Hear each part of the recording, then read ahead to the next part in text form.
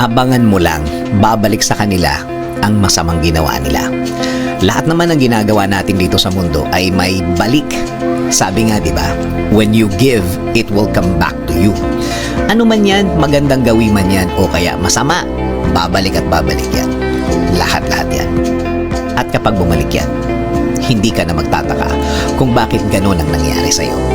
Point ito ng realization na may ginawa ka dati na masama, kaya ang nasa isip mo, deserve ko to. Kahit walang nagsasabi sa'yo, kahit walang nagkukwento sa'yo, kahit walang nagsesermon sa'yo, alam mo sa puso mo, kaya nangyari yan sa'yo dahil may ginawa kang hindi mabuti sa kapwa dati.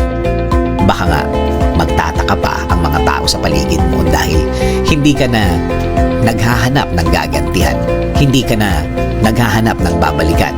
Alam na alam mo, deep inside, again, deserve mo ang balik na yan. Deserve mo ang sitwasyon na yan. Kahit naman sa kabutihan, kapag gumawa ka ng mabuti, may balik at balik yan na kabutihan. May balik at balik yan na makakaangat sa buhay mo. At eto pa, baka nga, hindi lang sarili mo ang makakatanggap ng kabutihan at pagpapala. Damay sa blessings na yan, ang pamilya mo. Anumang panig ang pag-usapan natin at anuman ang focus, may balik yan.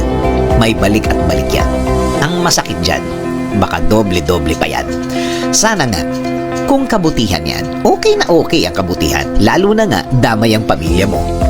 E paano kung kasamaan ang karma na nakuha mo? Malas mo. Again, deserve mo yan.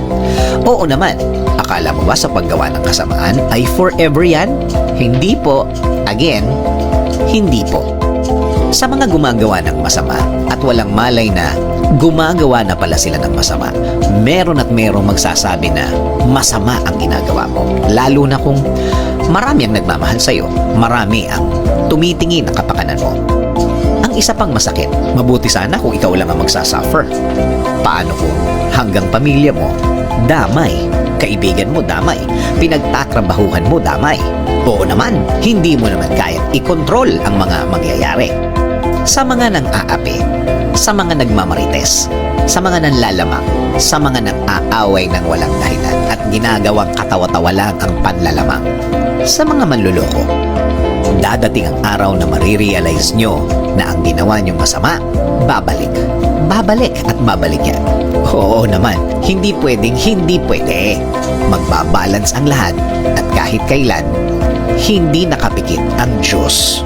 Huwag mo sanang isipin ang ginagawa nyo ay walang katapusan. May katapusan at balik yan. Abangan nyo na lang. Sabi nga sa 1 Peter 3:9, do not repay evil with evil or insult with insult. On the contrary, repay evil with blessing, because to this you are called so that you may inherit a blessing.